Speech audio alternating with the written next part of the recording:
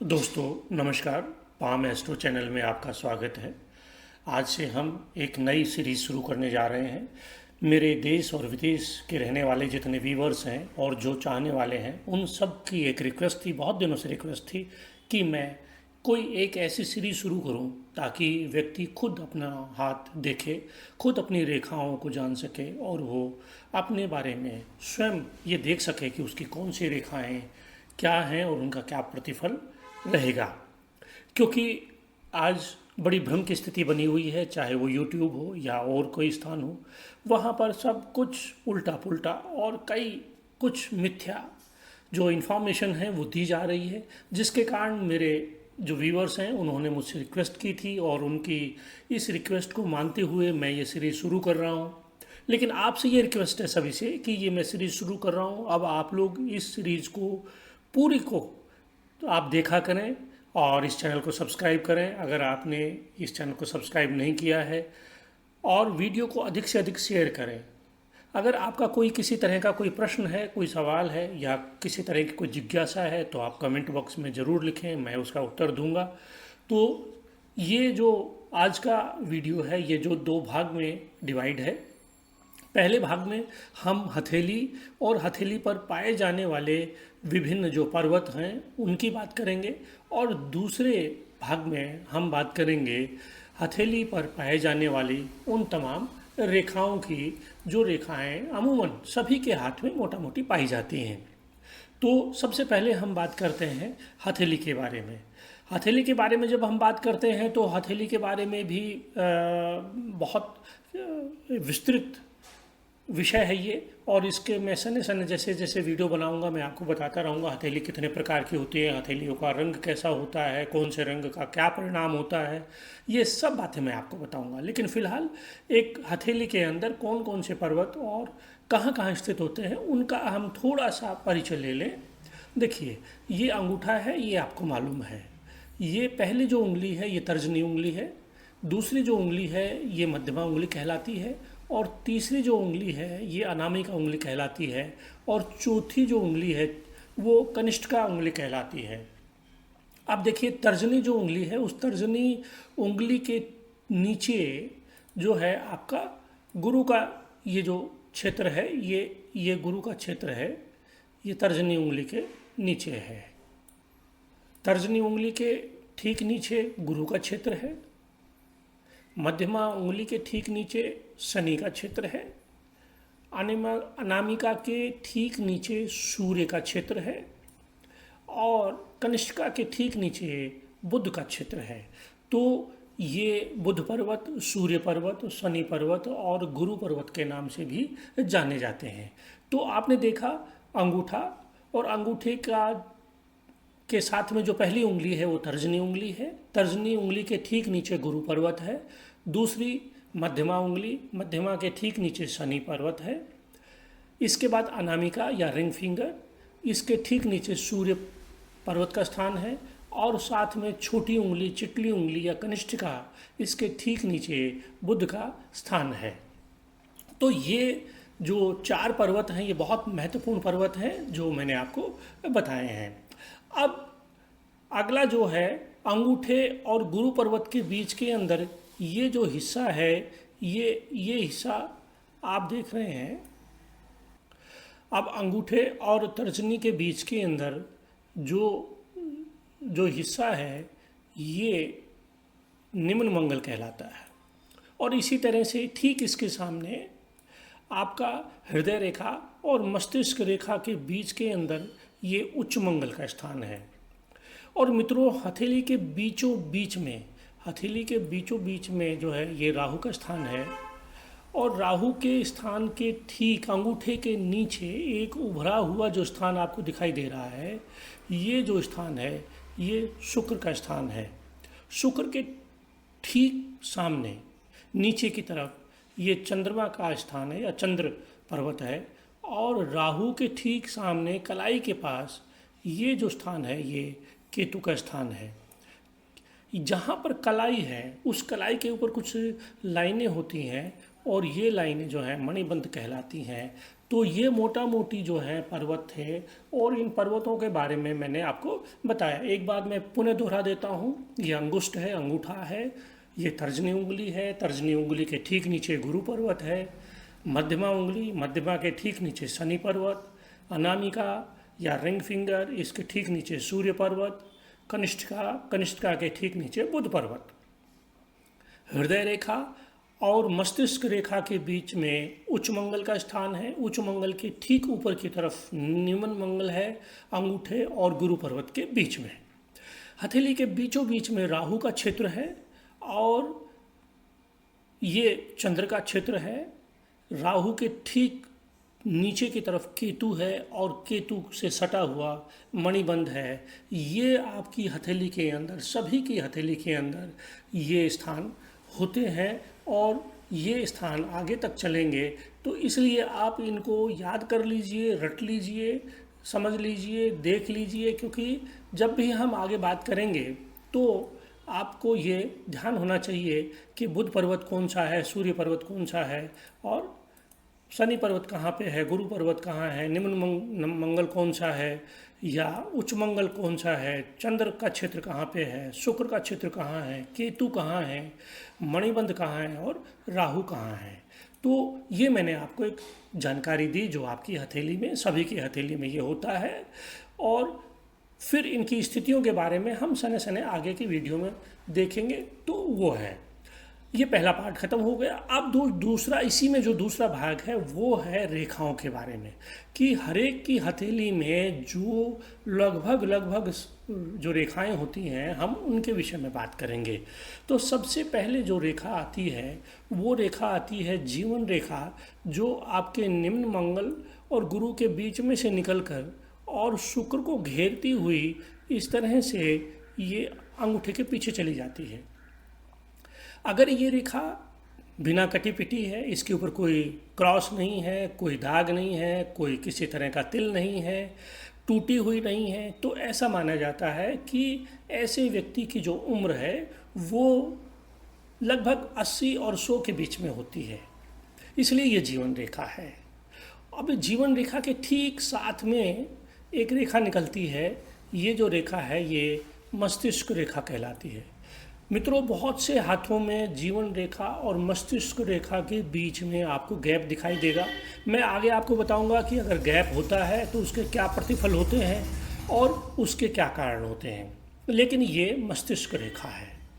मस्तिष्क रेखा से जब हम उंगलियों की तरफ चलते हैं, यानी गुरु, सूर्य और बुध पर्वत की तरफ चलते हैं, तो एक रेखा जो है वो यहाँ से शुरू होकर और बृहस्पति या शनि की तरफ इस तरह से चलती है। ये बहुत से हाथों में गुरु पर्वत को पार कर जाती है, बहुत से हाथों में ये शनि तक जाती है, बहुत से हाथों में गुरु पर्वत तक पहुंच जाती है। ये अलग अलग, इसका हम आगे बात करेंगे। तो ये जो रेखा है ये हृदय रेखा है।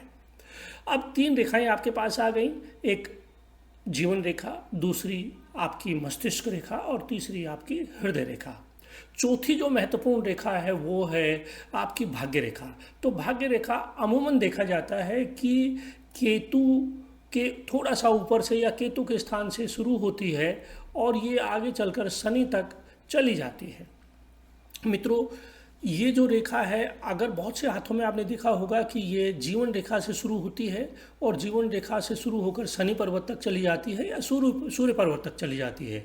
जिन हाथों में ये जो भाग्य रेखा है ये जीवन रेखा से निकलकर अगर प्रारंभ से निकलती है तो वो व्यक्ति बहुत जल्दी उसे सरकारी नौकरी मिलती है या वो बहुत व्यापार में सफलता प्राप्त करता है। लेकिन अगर वो ये रेखा केतु से निकलकर शनि तक जाती है तो ऐसा व्यक्ति जीवन में संघर्ष करता है, लेकिन सफलता उसे मिलती ही मिलती है।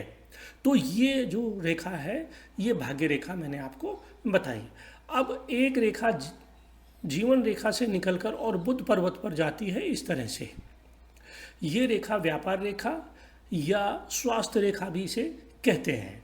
तो मित्रों, ये जो रेखा है ये वाली रेखा, ये रेखा स्वास्थ्य रेखा या व्यापार रेखा होती है। ये अमूमन युवावस्था में या उसके थोड़ा सा बाद में निकलती है।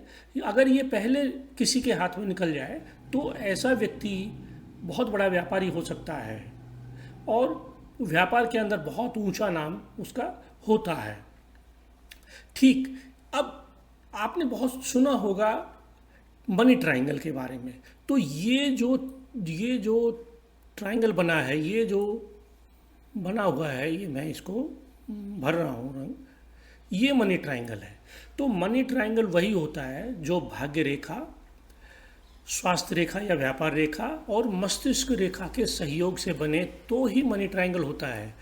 कुछ लोग इसको मनी ट्रायंगल बोल देंगे, कुछ लोग और कर देंगे, वो मनी ट्रायंगल नहीं होता है। तो ये जो बीच का जो कि राहु के क्षेत्र के ऊपर जो बना है, इसमें महत्वपूर्ण क्या है मैं आपको फिर से दोहरा दूं।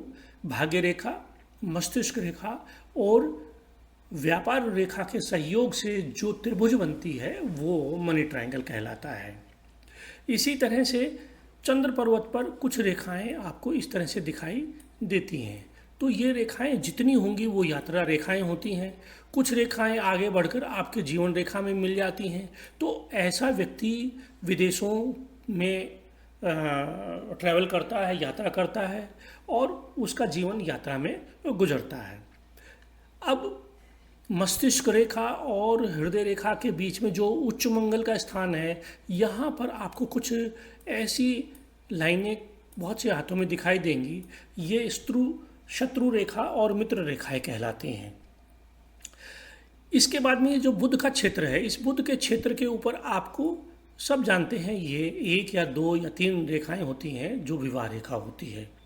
अगर किसी के हाथ में एक रेखा है, स्पष्ट है, तो बहुत अच्छी है। किसी के हाथ में 2 भी पाई जाती हैं, किसी के हाथ में 3 भी पाई जाती हैं, किसी के हाथ में 4 भी पाई जाती हैं। तो इसका मतलब ये नहीं है कि उसके 4 विवाह होंगे या 3 होंगे। इस विवाह रेखा के ऊपर इस तरह से बुध पर्वत की तरफ मुंह किए हुए कुछ रेखाएं होती हैं। ये जो रेखाएं हैं ये संतान रेखाएं कहलाती हैं। तो मित्रों, आपने देखा कि ये विवाह रेखा के ऊपर जो है ये संतान रेखाएं। सूर्य का पर्वत है, सूर्य पर्वत से एक रेखा निकलकर हमारे हृदय रेखा की तरफ बढ़ती है और ये कई बार जीवन रेखा में मिल जाती है या ये छोटी होती है। तो ये जो रेखा है जितनी बड़ी होगी और अगर जीवन रेखा में मिल गई तो वो व्यक्ति बहुत सफल व्यक्ति होगा और यही रेखा सफलता की रेखा या सक्सेस लाइन कहलाती है। इसी तरह से जीवन रेखा के साथ में एक रेखा और बहुत से हाथों में दिखाई देती है जो पैरेलल चलती है। बहुत से हाथों में ये बहुत पूरी होती है, बहुत से में छोटी होती है।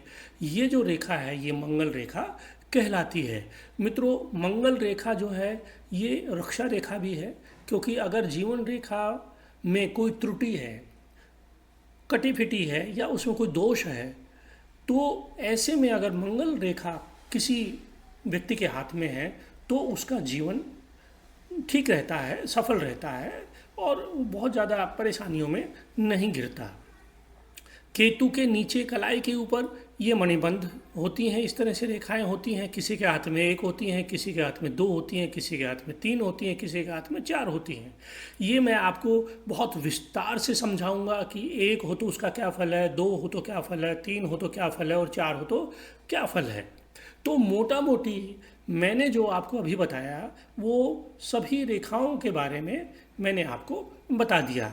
अब मैं आपको एक बार फिर से ये दोहरा देता हूँ कि कौन सी रेखा आपकी कहाँ पर है और किस तरह से वो उसकी स्थिति है।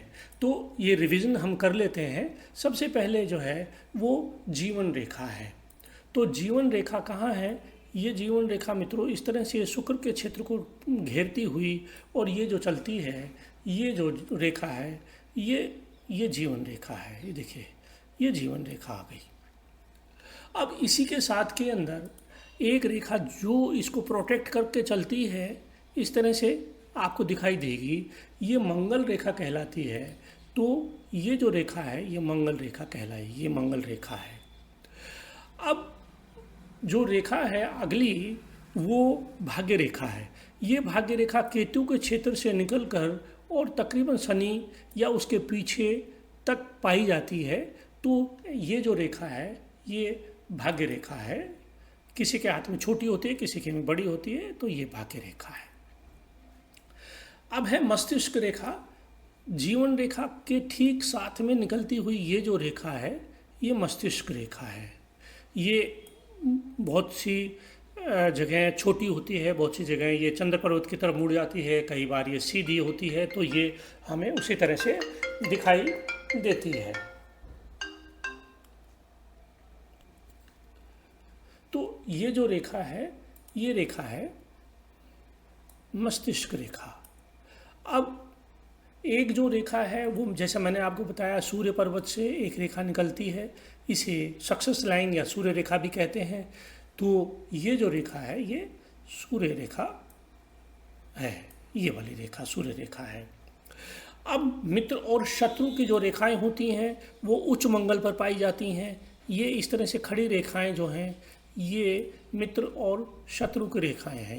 ये जो रेखाएं हैं, और हृदय रेखा जो है, ये हृदय रेखा है,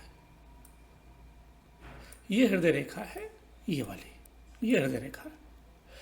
अब जो व्यापार रेखा है या स्वास्थ्य रेखा है, वो आपकी जीवन रेखा से निकलकर और सीधे बुध पर्वत पर जाती है। तो ऐसी अगर कोई रेखा जाती है तो ये जो रेखा है, ये वाली, ये व्यापार रेखा या बुध रेखा कहलाती है।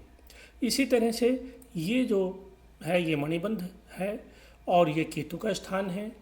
तो विवाह रेखा रह गई है, तो विवाह रेखा ये इस स्थान पर बुध के क्षेत्र में विवाह रेखा पाई जाती है, और इसके ऊपर जो रेखाएं पाई जाती हैं वो संतान रेखा कहलाती है। तो मोटा मोटी मैंने आपको बहुत तसल्ली से ये सारी रेखाओं का ज्ञान दे दिया। उम्मीद करता हूँ ये सब आपको पसंद आया होगा और आपको ज्ञान हुआ होगा कि कौन सी रेखा कहाँ है, हमारे हाथ में कौन सी उंगली क्या कहलाती है, उसके नीचे कौन सा पर्वत है, कौन से पर्वत की स्थिति कहाँ पे है। तो मिलता हूँ मैं अगले वीडियो में। तब तक अगर आपने वीडियो को शेयर नहीं किया तो शेयर करें, इसे लाइक करें, और अगर आपका कोई भी प्रश्न है तो कमेंट करें, और चैनल को आप सब्सक्राइब करें और ज़्यादा से ज़्यादा लोगों तक इसे पहुंचाएं, क्योंकि मैं पूरी एक सीरीज़ बनाने वाला हूं ताकि आप खुद अपने हाथों को देखें और देखकर पता करें, अपना देखें, अपने परिवार का देखें, और आपको पामिस्ट्री का ज्ञान हो। मेरा उद्देश्य आपको पामिस्ट्री का ज्ञान कराना है, सही पामिस्ट्री का ज्ञान कराना है। फिर मिलता हूँ, तब तक नमस्कार, जय हिंद, जय भारत।